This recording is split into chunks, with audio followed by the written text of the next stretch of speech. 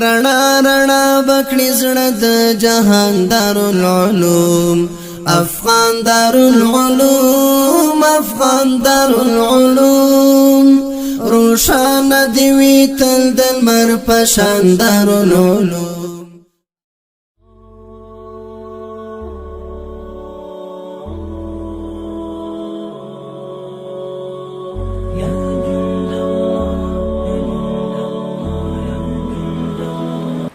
أعوذ بالله من الشيطان الرجيم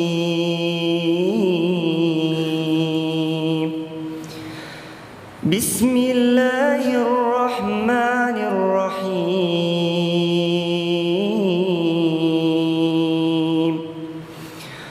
والنجم إذا هوى ما ضل صاحبكم وما غوى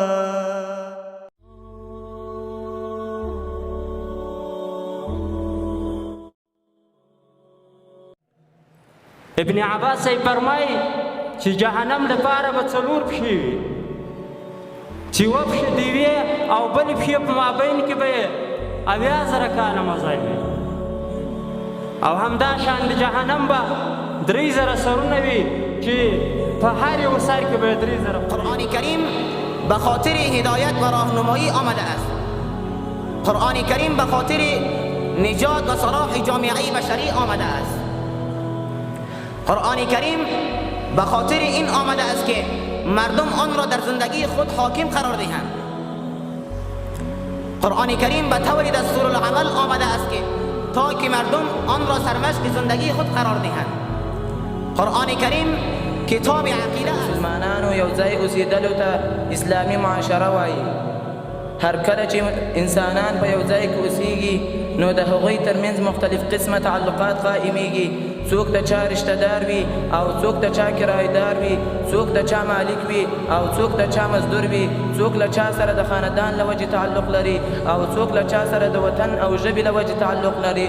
نو هر کله چې داسې تعلقات منځته راشي نو په دې سره محبت هم راتلی شي او په دې سره اتفاق. إخوة المتحابون في الله، إننا أمة محمد صلى الله عليه وسلم، فلا فخر ولا ينبغي لأحدنا أن يكون جاهلا أميا، ولا فخر فلا يقرأ ولا يكتب ولا يتعلم، فإن الله عز وجل تفضل على الناس ببعثة الرسول الأعظم صلى الله عليه وسلم ليخرج الأميين من أميتهم لا لأن يبقوا كما كانوا أميين. إخوة الإسلام، إن من بوادر السوء أننا لا نرفع رؤوسنا بهذه الوسيلة الكريمة ونغدو نتنكر الجميل وعدينا مستعرين. لهما خدودنا شامخين، عليهما أنوفنا معتزين بشبابنا أو بجاهنا ومالنا وثروتنا ونفوذنا أو بثقافتنا وتعليمنا متناسين ماضينا. ما لنا لا ننظر إلى ما مر بنا في مواضيع الدهور. كل واحد منا كان فيه ملء السمع والبصر من والديه وموضع الرعاية والعناية، طفلا رضيعا فصبيا فغلاما يافعا فشابا مكتمل النضوج يمضي وكأنه لا يذكر لحظة من لحظات. ابو هريره رضی الله عنه فرمای په کوم کور کې چې قرآن کریم تلاوت کیږي په هغې کور کې وساعت فراخي وي او همدارنګه په هغې کور کې خیر بیخي زیات وي او په هغې کور کې د ملایکو د رحمت د ملایکو حضور زیات وي او همدارنګه له هغې کور څخه هغه شیاطین وځي. او دې برعکس چې په کوم کور کې د قرآن کریم تلاوت نه کیږي په هغې کور کې تنګي وي، فراخي نه وي. ان تر دې چې دغه بڼې مبارکې د وینو ډکې شوې په دې وخت کې عرش په لړزه راځي، جبرائیل امین راځي، یا رسول الله یا رسول الله امر وکړه یا رسول الله چې دا طائف د دوه غرونو منځ کې واقع د غرونه پرې راولم، ځمکه امر کوي یا رسول الله ووایه چې دوی خسف کړمه. نبي اسلام په دې وخت کې له کومې طریقې نه کار اخلي؟ دوی وایي نه دوی امت دوی نه پوهېږي، دوی جاهلان دي، کېدای شي دوی په امت کې داسې خلک راشي دا دعوت قبلېږي. سبحان الله. همدا طریقه د نبي اسلام. درمینو سامعینو، دا مونږ او تاسو باندې دا یو امتحان ده د الله پاک چې په دغو ځای کې راجمع کړي یو. مور او پلار مو پرېښي دي، خواږه ورونه مو پرېښي دي، کلی مو پرېښی ده، وطن مو پرېښی ده. دغه د وطن جدایي، هغه د کلي د مازدیګر د مجلس جدایي چې موږ او تاسو پرېښي ده او دغه مدرسې کې راجمع سوي یو، د علم دپاره راغلي یو. دا خپله یو تکلیف ده، دا خپله د الله جل جلاله یو امتحان ده چې په موږ او تاسو باندې راوستلی. ستا رحمت ختم شو او که زما ګناهونو تا ته تکلیف درکړ، ای الله ستا خزانې ختمې شوې او که د بندګانو ستا د رحم زر قطع شو، ای الله ستا د عفو او بخښنې څخه کومه ګناه لویه ده. ای الله ته کریم یې او زه بخیل یم. ای الله زما بخل ستا په کرم باندې غالبه شوی دی.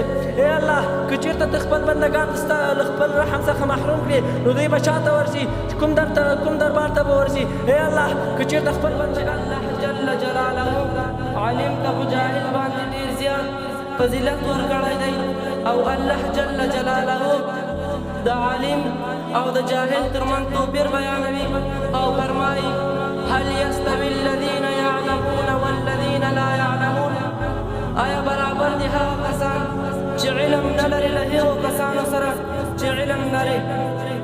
نه هېڅکله هم خپل اسلام شته، خپل پیغمبر مو شته، خپل کتاب شته، خپل مذهبي طریقې مو شته، خپل تهذیب او ثقافت مو شته. اسلام یو کامل دین ده، د مسلمانانو د هر اړخ دپاره یو مکمله ضابطه حیات موجود ده. په غم خوشحالي کې موږ کفار ته په هېڅ څیز کې محتاج نه یو.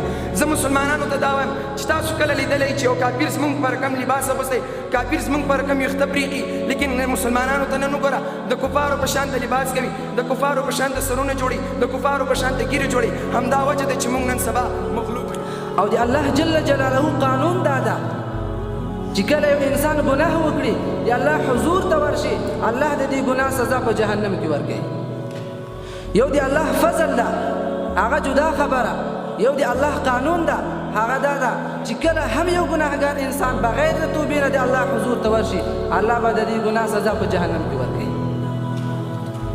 همدارنګه د ګناه د انسان دا له الله جل جلاله نه پټېدی هم نشي. انسان په دروغو، په دوکهبازي، په چل باندې عادت وي په دنیا کې، په ورځ د قیامت چې کله د الله په حضور کې ودرېږي د خپل ګناه د پټولو هڅه به وکړي، له خپل ګناه نه به انکار کوي، خو الله جل جلاله به څلور شاهدان د دې انسان په ګناه باندې